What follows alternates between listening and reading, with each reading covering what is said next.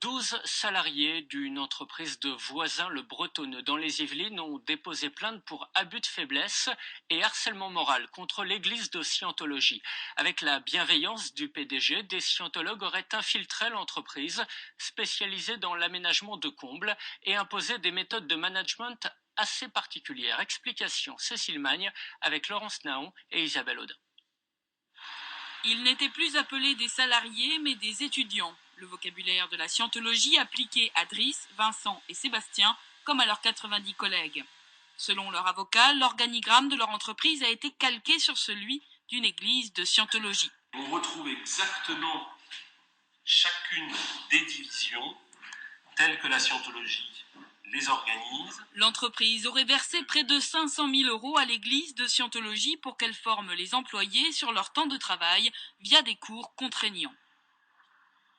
Le harcèlement du taureau, c'est toujours dans la même position, de se parler, quitte à même à s'insulter, pour créer une émotion chez la personne en face. Après, on passait à l'étape suivante, il fallait répéter des phrases. Est-ce que les poissons nagent? Oui, les poissons volent. Le fils du PDG porte plainte contre son propre père. Il l'a vu tomber sous la coupe des scientologues. Pour mon père, ils ont trouvé le décès de ma sœur comme point de faiblesse en lui faisant miroiter qu'il arriverait à vivre beaucoup mieux avec ça. J'ai voulu prévenir, moi, mes parents de la situation, de ce qu'allait se passer par rapport à leurs intervenants. Et j'ai été traité d'ennemi et en une semaine, même pas, j'ai quitté la société.